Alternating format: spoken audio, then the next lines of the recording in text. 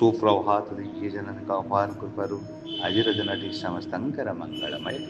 तुम्हें जो कार्य करुछ से हारी जाऊछ किंतु हारिबार कारण कौन ताको खोजिबार परिवर्ते पुणी एक नुआ कार्य तुम्हें आरंभ करुछ कारण हारिबार भय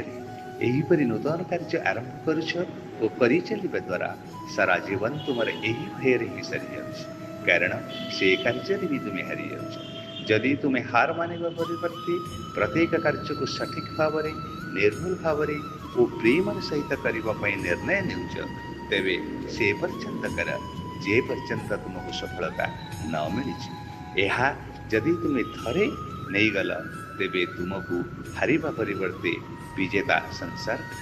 ताको ही विजेता कहुए जे हारिबा शिखी न थाए जीतवा तन मन प्राण लगाई दे निरवच्छिन्न भाव निज लक्ष्य को प्राप्त करने अहरह निज सहित और दुनिया सहित संघर्ष करि थाए और शेष विजय प्राप्त हुए।